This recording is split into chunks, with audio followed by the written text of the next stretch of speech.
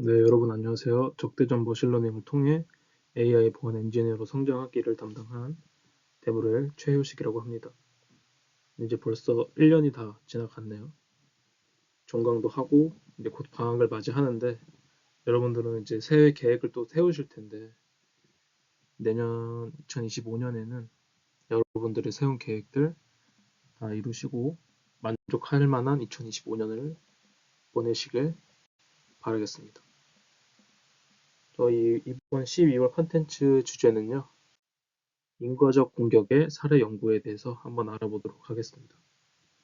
먼저 인과적 공격의 사례 연구에는 파트 1, 파트 2로 구성되어 있고요. 파트 1 가용성 공격 사례인 스팸 페이지에 대해서 먼저 말씀드리도록 하겠습니다. 이 나와 있듯이 이 스팸 페이지는 이 페이지 정리를 기반으로 한 스팸 필터링 시스템인데요. 이 시스템은 이 확률적 모델을 사용해서 이메일이 스팸인지 아닌지를 판별을 합니다. 네, 작동 원리를 한번 말씀드려볼게요. 먼저 이 스팸 페이지 작동 원리에 대해서 설명해 드리면 이 스팸 페이지는 아까 말씀드린 것처럼 통계학적 방법을 사용해서 원하지 않는 메일인 스팸과 원하는 메일인 햄을 구분하는 시스템입니다. 이 시스템의 첫 번째 단계는 이 토큰화 프로세스를 거칩니다. 이 이메일의 헤더와 본문을 토큰이라고 하는 이 작은 단위로 분리를 하는데 그리고 이 HTML 태그나 이런 불필요한 요소들을 제거를 하죠. 그리고 URL은 특별한 방식으로 토큰화 처리를 합니다. 이 다음으로 이제 분류 방식을 살펴보면 크게 세 가지로 나누는데요. 명확한 스팸 메일은 스팸으로 취급을 하고 정상적인 메일은 햄으로 그리고 판단하기 어려운 메일은 불확실로 분류를 합니다. 작동 원리는 간단하게 보시면 이렇게 되어 있고요. 간단한 아키텍처 구성에 대해서 한번 말씀드리도록 하겠습니다. 핵심 컴포넌트는 네 가지로 구성이 되어 있습니다. 첫째로는 토크나이저입니다. 이것은 이메일 메시지를 토큰, 즉 단어 단위로 분류하는 역할을 하고요. 두 번째로는 분류기가 있습니다.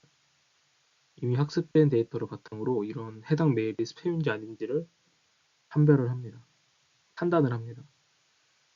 세 번째로는 데이터베이스가 있습니다. 여기에는 이런 학습된 토큰의 확률 정보가 저장이 됩니다. 마지막으로는 웹 인터페이스가 있고요. 이것은 이런 시스템 설정이나 관리를 위한 사용자 인터페이스를 제공을 합니다. 간단히 그림을 통해서 한번 설명해 드리도록 하겠습니다. 이 그림이 이제 이메일이 스팸인지 아닌지를 판별하는 전체 과정을 보여주는 그림인데요.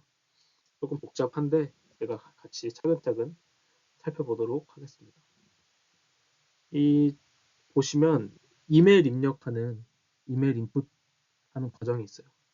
이 먼저 사용자가 이메일을 받게 되면은 이 이메일이 스팸 필터로 들어가게 됩니다. 그러면 이 그림의 왼쪽 있죠? 왼쪽에서 이메일이 시스템으로 들어가는 것을 볼 수가 있습니다. 아까 말씀드린 것처럼 두 번째는 토크나이저 과정을 거칩니다. 또 이메일이 들어오면 이 토크나이저라는 시스템이 작동을 하는데 아까 말씀드린 것처럼 이메일을 단어별로 나누는 역할을 합니다. 쉽게 말해서 이메일 내용을 단어 하나하나로 쪼개는 과정을 거쳐야 됩니다. 이 단계에서 이메일은 토큰스나 월스로 이 두 개로 나뉘게 됩니다. 이 토크나이저 과정을 거치면 다음으로는 분류기 클래시파이어 과정을 해야 되는데요. 여기서 이 토큰화된 단어들이 학습된 데이터와 비교가 됩니다. 이미 스팸으로 학습된 단어들이랑 이런 새로운 이메일의 단어들이 좀 비교가 되면서 스팸인지 아닌지를 판단하게 됩니다. 다음으로는 데이터베이스가 있는데요. 분류기가 작동하는 동안 아까 이 학습된 데이터는 데이터베이스에 저장이 됩니다. 이 데이터베이스에는 과거에 스팸으로 분류된 단어들의 확률 정보가 들어있고요. 이 그림에서 클래시파이어 데이터베이스라고 표시된 부분이 바로 데이터베이스입니다. 다음으로는 베이지 분류를 하는데요. 이게 스팸 여부를 판단하는 핵심이 나이브 베이지라는 이런 알고리즘입니다.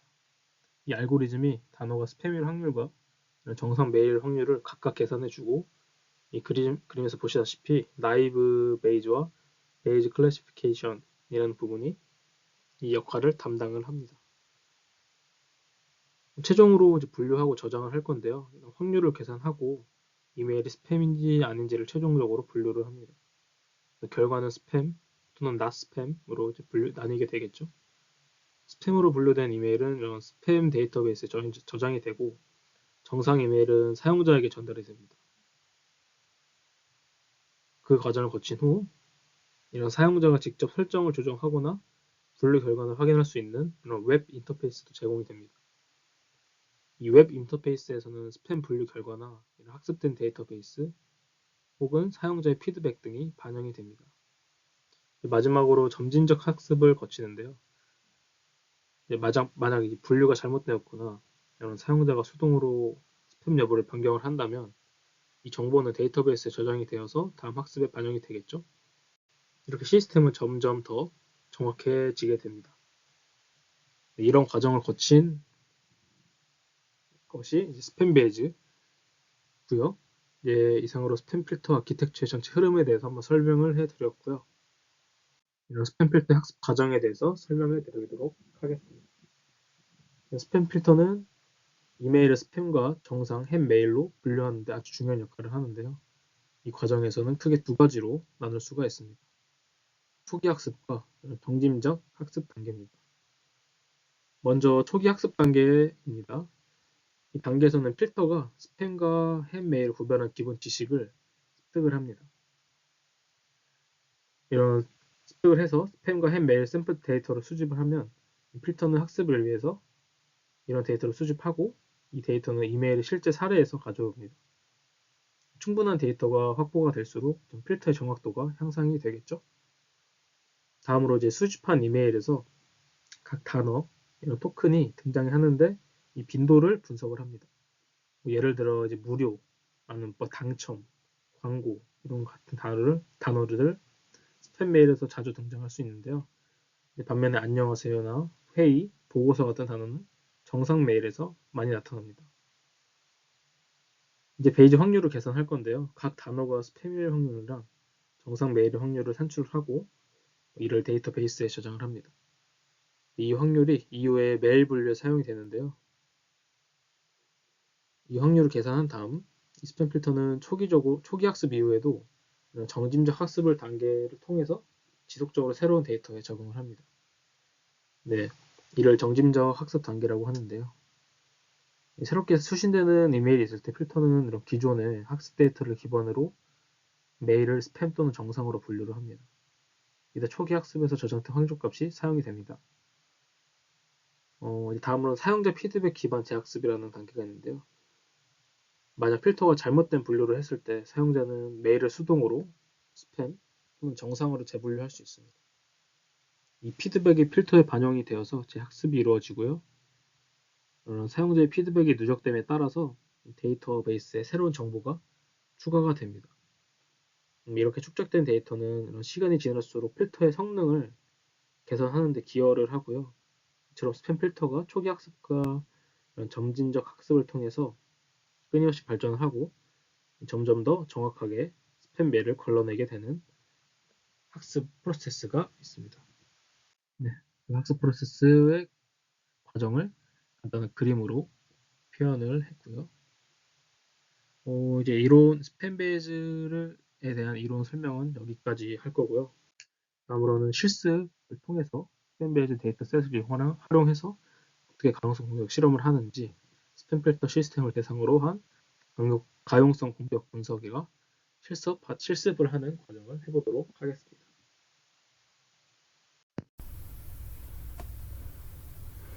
자, 이제 스팸 베이지 데이터 셋을 활용해서 가용성 공격 실험 실습을 한번 진행해 보도록 하겠습니다. 먼저 임포트 먼저 시킬게요.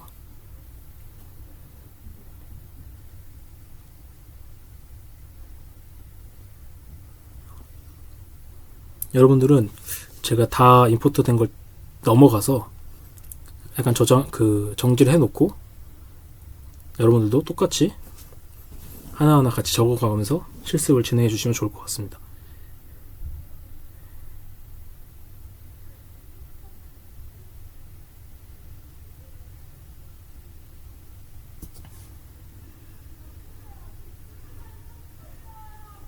네, 이제 페이지 정리를 쓸 거기 때문에 입력을 해주고요.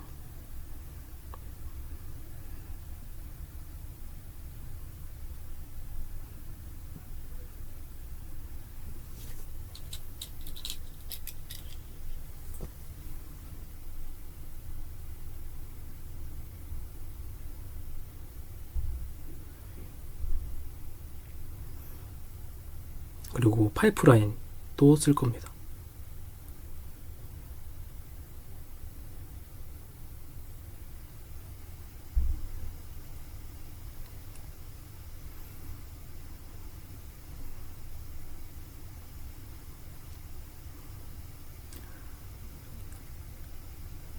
트레인 데이터랑 테스트 데이터를 분리를 해야 돼서 그게 필요한 것도 입력을 해볼게요.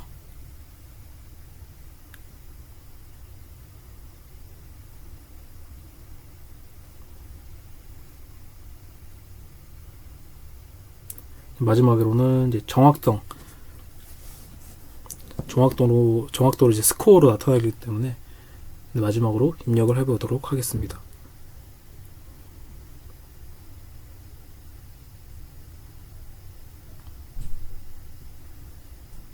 네, 이제 필요한 임포트 다 했고요.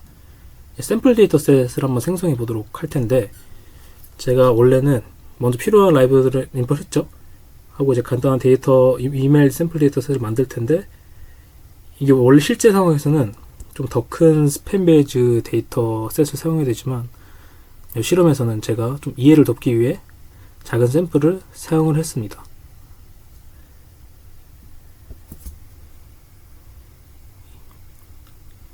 이메일을 제가 좀 메모장에다가 좀 준비를 해놔서 이거를 그대로 복사해서 샘플 데이터셋을 생성을 해볼게요.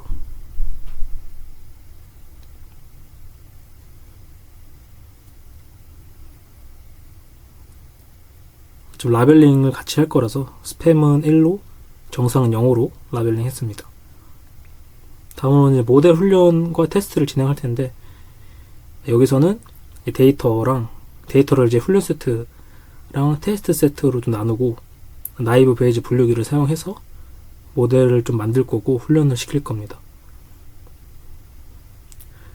그리고 이제 마지막 테스트 세트로 모델의 정확도를 한번 측정해 보도록 할게요.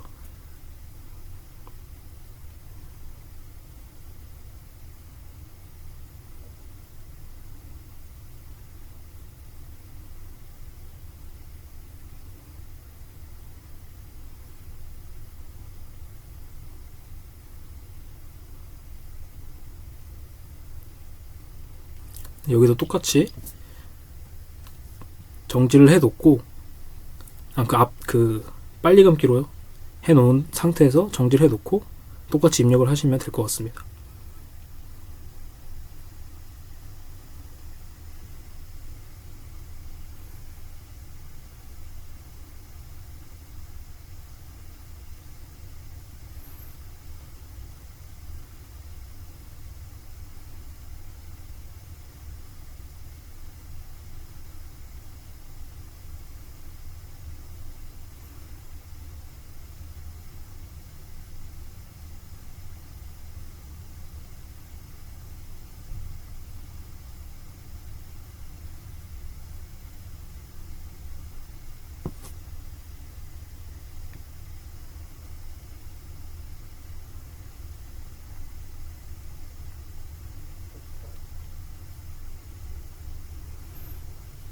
네, 이제 파이프라인을 사용해서 모델을 생성을 해볼게요.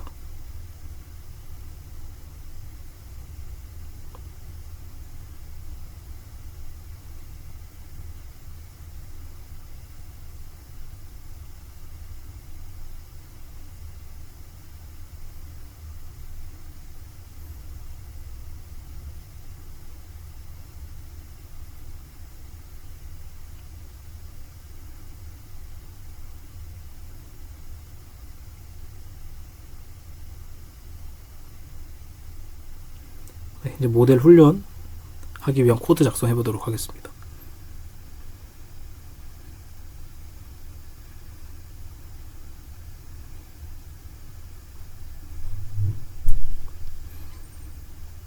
네, 이제 마지막으로 모델을 테스트하기 위한 코드 작성해 보도록 하겠습니다.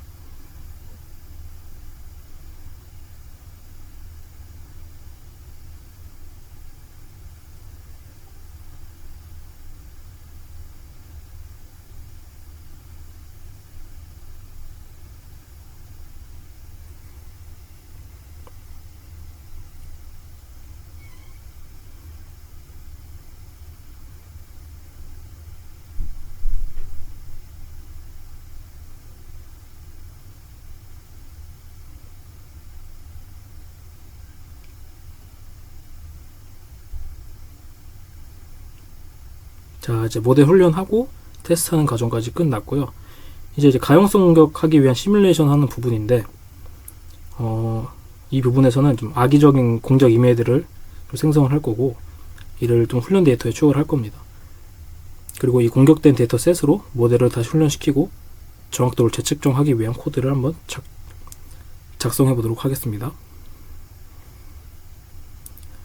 여기도 제가 예시 코드를 짜왔어요. 이거를 사용해서 한번 해보도록 할게요.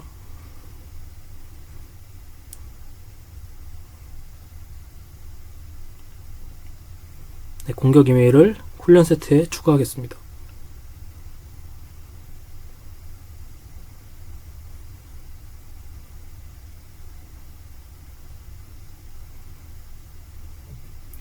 기존 있던 훈련 세트에 공격 이메일을 추가했고요.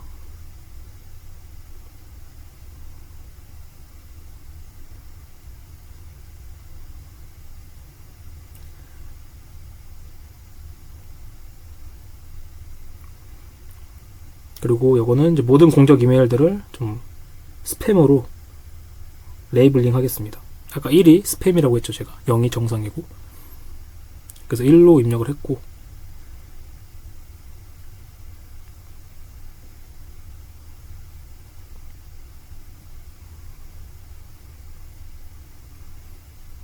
자, 다음으로는 이 공격된 데이터 셋으로 모델을 한번 다시 훈련시켜 보도록 할게요.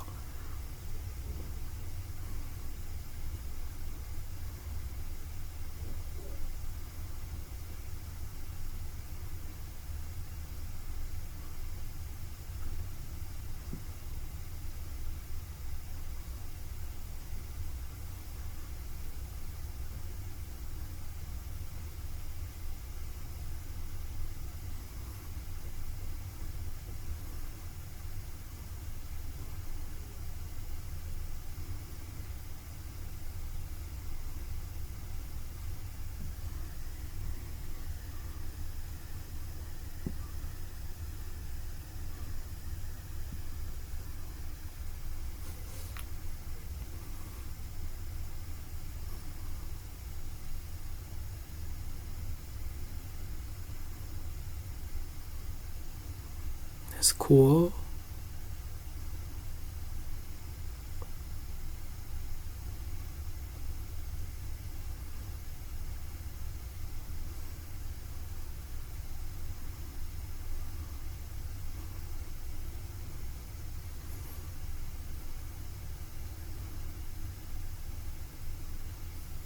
네, 마지막으로 프린트 한번 해봐서 실제적으로 한번 출력값을 얻어보도록 하겠습니다.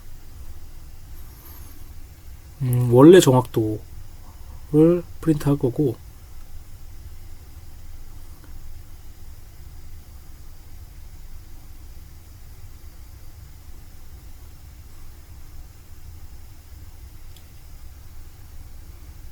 다음으로는 이제 공격 후에 이 정확도를 한번 프린트 해볼게요.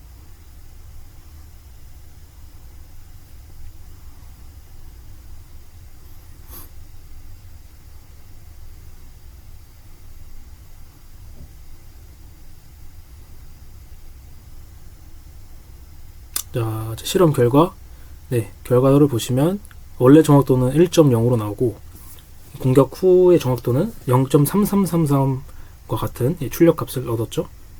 이 결과를 좀 해석해보면 원래 정확도가 1.0이고 즉 100%였다는 것은 이런 공격 전의 스팸 필터가 테스트 세트의 모든 이메일을 정확하게 분류했다는 뜻입니다. 실제 상황에서는 이렇게 완벽한 정확도는 드물지만 좀 이 실험에서는 좀 간단한 데이터셋을 사용했기 때문에 가능했을 것입니다.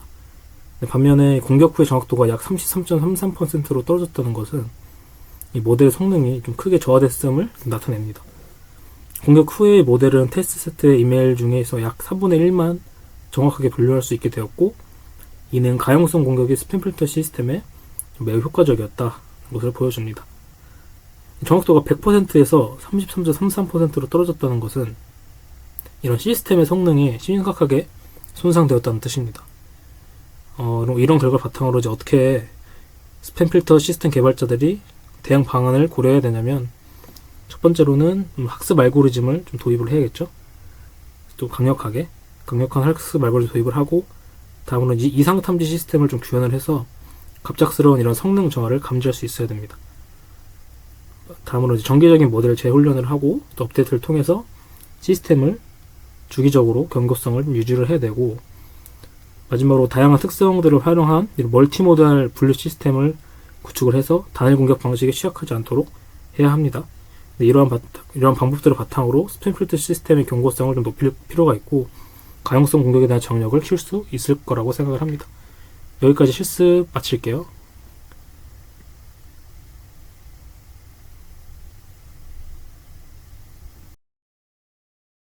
네, 이번엔 파트 2인 무결석 공격 사례에 대한 이론을 한번 설명해 드릴 텐데요.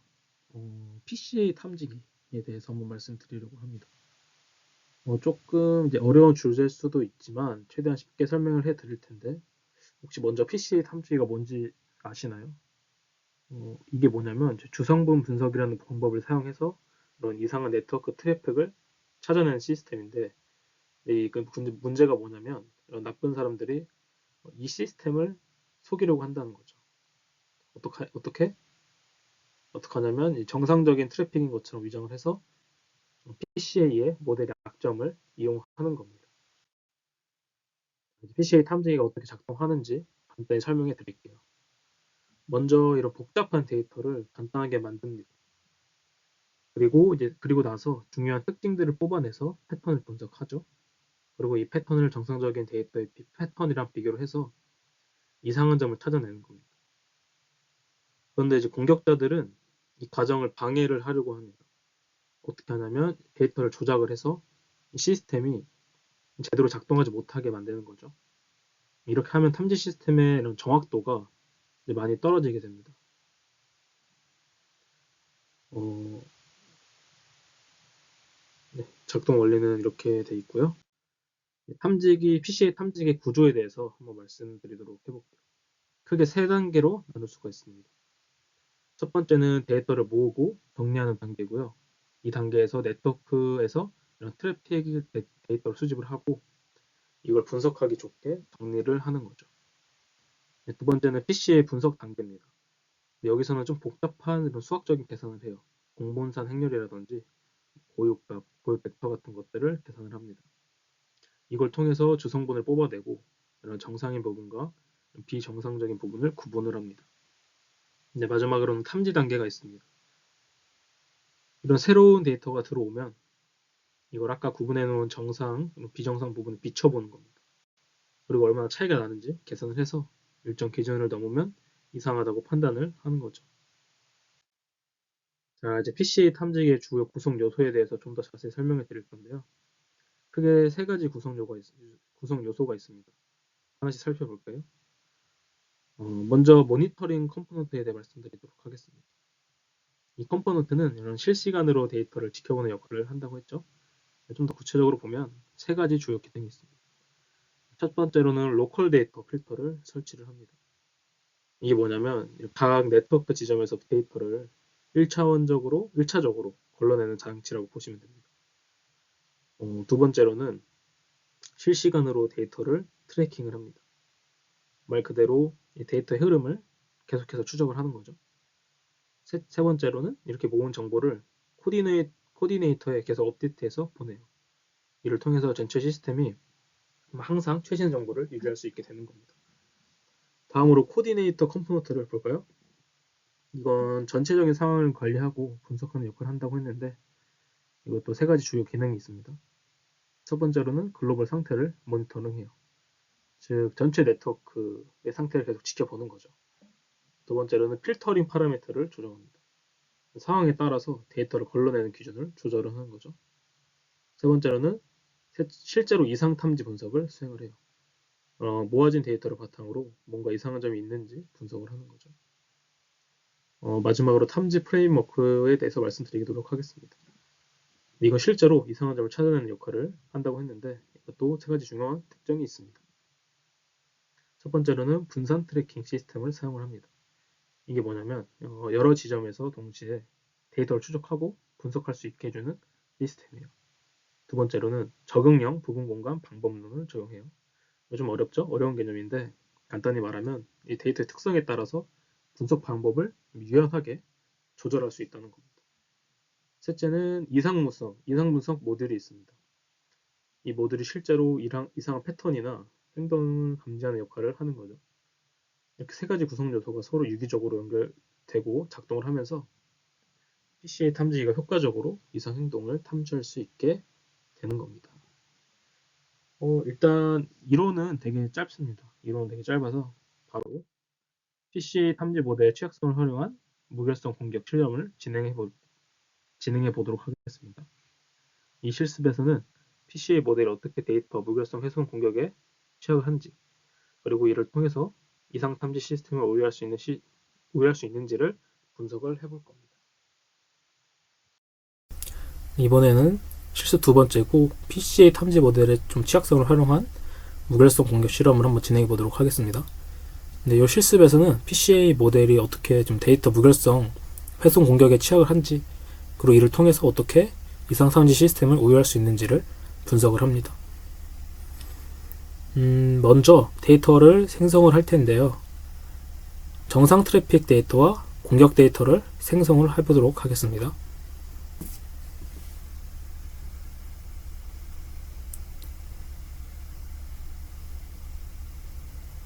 먼저 필요한 라이브러리들을 임포트한 후에 데이터 생성을 해보도록 할게요.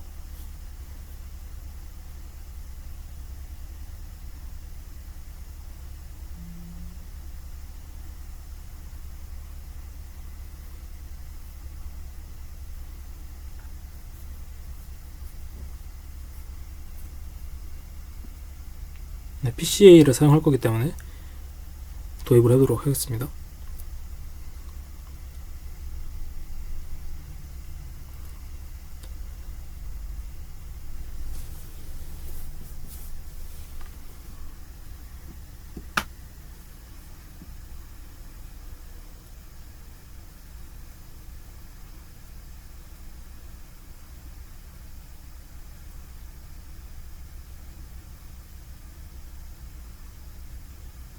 네, 정상적으로 실행이 됐기 때문에 첫 번째로 데이터를 한번 생성해 보도록 할게요.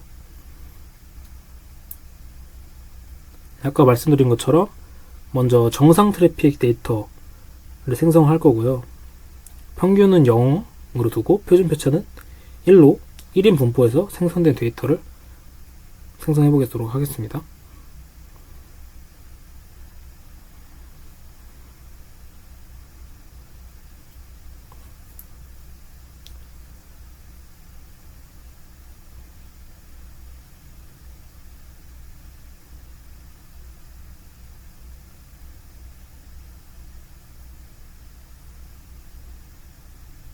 두 번째로는 공격 트래픽 데이터 한번 설정해 보도록 할게요. 요거는 그 정상 데이터랑 다르게 평균을 5로 설정할 건데, 이게 왜냐면 PCA 탐지기를 좀 속이기 위해서 정상 데이터처럼 유장된 형태로 만든 데이터입니다.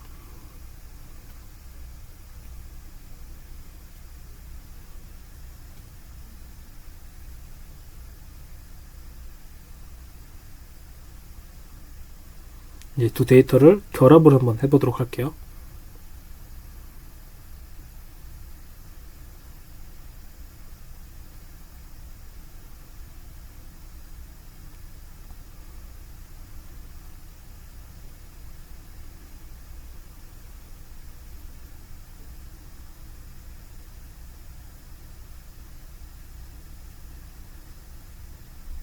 잠시만요.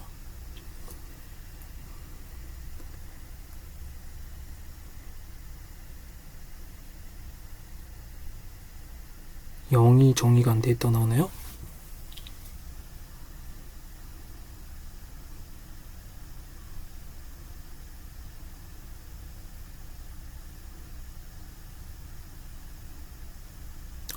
잠시만요.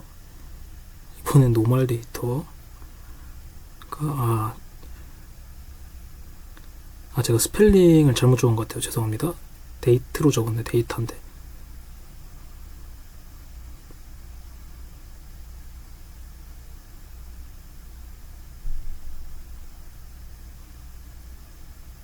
네, 정상적으로 생성이 됐고요. 두 번째로는 이제 PCA 적용 단계인데 PCA를 사용해서 데이터를 저차원으로 축소를 해보도록 하겠습니다.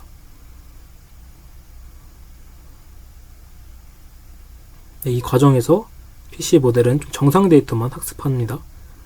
먼저 주성분을 2개로 축소하는 코드를 입력해 보도록 할게요.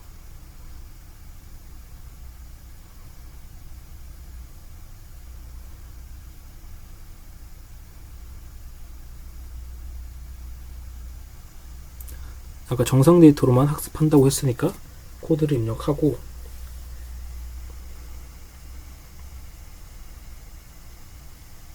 이때 이제 모든 데이터를 변환을 해보도록 할게요. 트랜스폼을 이용해서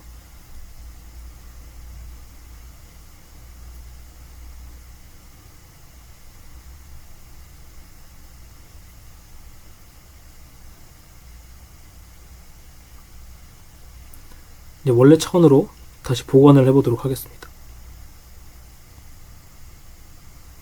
PC에는 이런 고차원의 데이터를 저차원으로 축소를 해서 주요 패턴을 학습하는데요.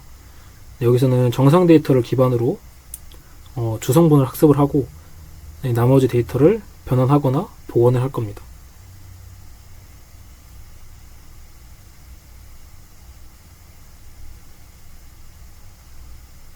네, 정상적으로 실행이 됐고요. 다음으로는 재구성 오차를 계산할 텐데 복원된 데이터랑 원본 데이터를 비교를 해서 재구성 오차를 계산합니다.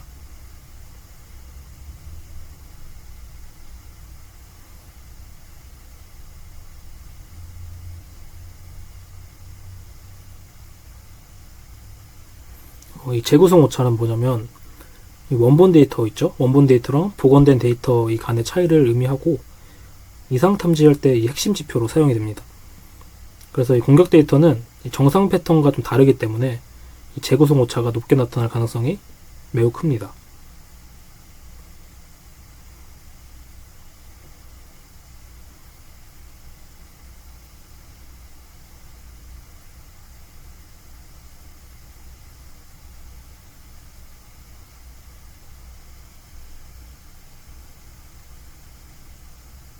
네, 실행이 됐고요. 다음으로는 이제 임계값을 한번 설정해야겠죠? 정상 데이터의 재구성 오차를 기준으로 임계값을 설정해 보도록 할게요. 정상 데이터의 상위 한 95%를 임계값으로 설정을 할 거고요. 정상 데이터의 재구성 오차 분포에서 이 상위 95%인 값을 임계값으로 설정을 하고 이상 여부를 판단해 볼 겁니다. 이 임계값을 초과하는 경우에는 비정상적인 것으로 간주됩니다.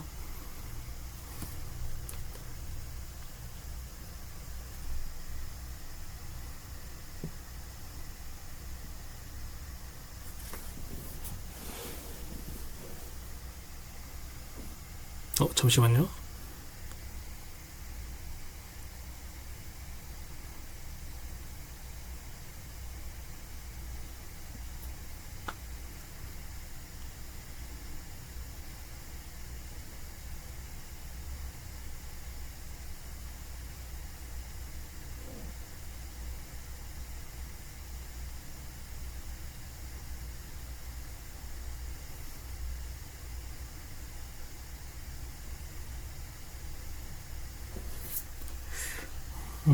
제가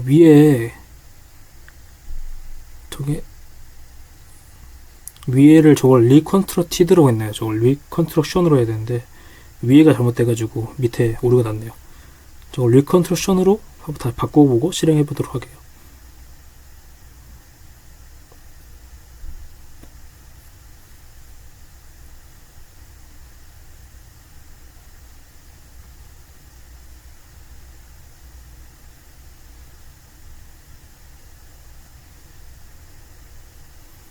네, 됐습니다. 이제 이상값을 탐지할 건데 임계값이랑 비교해서 이상 데이터를 탐지합니다.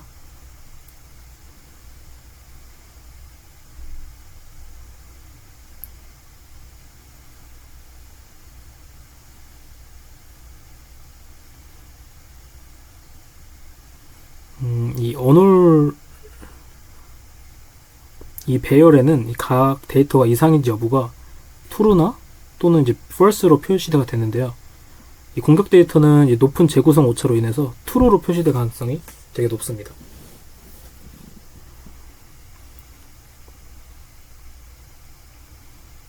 네, 실행이 됐고요. 다음으로는 결과를 한번 시각화해 보도록 할게요. 이 재구성 오차랑 임계값을 시각화해서 결과를 한번 눈으로 확인해 보도록 하겠습니다.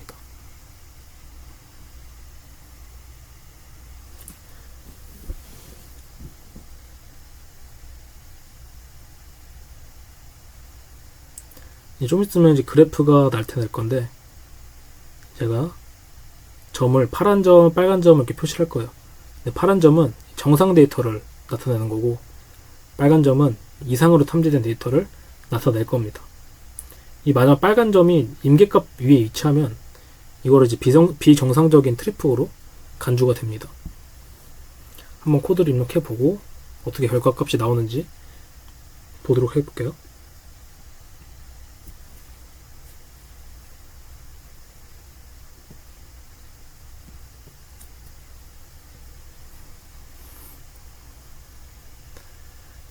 여긴 좀 적을 게 많아서 넘어가신 다음에 완성된 코드를 보고 정지해 놓은 상태에서 빠르게 입력해 주시는 게 시간을 절약하실 수 있을 겁니다.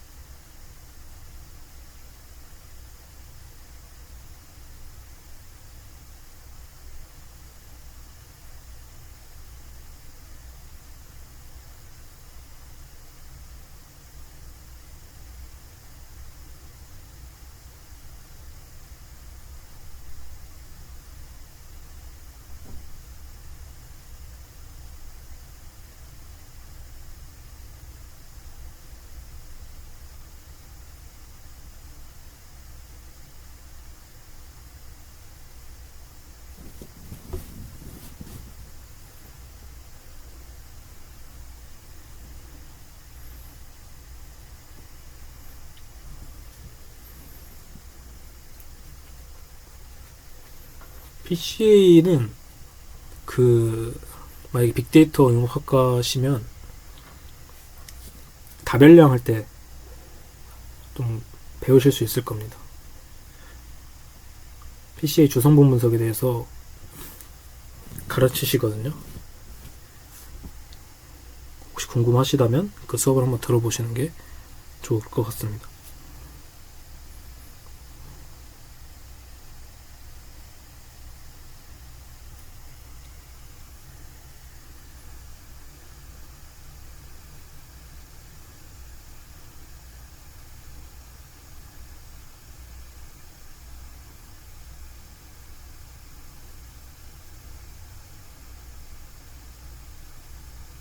X레이블은 데이터 포인트 인덱스로 설정을 해보도록 할게요.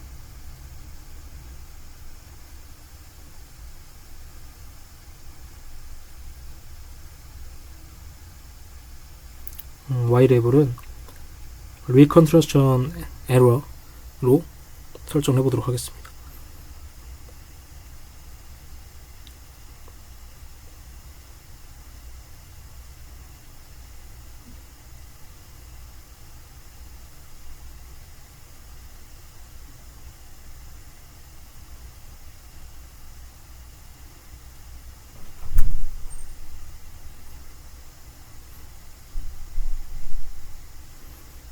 자, 이제 그래프가 나타났죠. 이 그래프를 한번 보실 텐데, 이 그래프를 보시면 정상 데이터는 좀 임계값 아래에 위치하지만 이 공격 공격대 빨간색은 임계급 위에 위치하는 것을 탐지할 수 있습니다. 그러나 여기서 중요한 것은 공격자가 이 정상 데이터를 모방하려고 했죠. 그럼에도 불구하고 일부 공격 데이터가 이제 탐지되지 않을 가능성이 있다는 것입니다. 이거는 이제 PC의 모델이 선형적인 특징만 좀 학습하기 때문에 발생하는 한계입니다. 근데 이러한 취약점을 악용하면 탐지 시스템을 오해할 수 있겠죠. 이제 실습의 핵심 요약을 한번 말씀드려보면, 첫 번째로는 PC의 탐지기는 정상 패턴을 학습하여 비정상적인 데이터를 탐지한다. 두 번째는 하지만 이 공격자가 정상처럼 보이는 데이터를 주입을 하면 PC의 모델이 이를 제대로 탐지하지 못할 수 있다. 마지막으로는 이를 개선하기 위해서는 강건한 PC의 알고리즘이나 비선형 관계를 학습할 수 있는 방법론을 도입해야 한다. 까지가 이 실습의 핵심을 제가 요약해 드렸습니다. 저희 이번 12월 실습 컨텐츠는 여기까지 마무리할 테고요. 더 풍성한 자료 가지고 다음 컨텐츠에서 만나도록 하겠습니다. 감사합니다.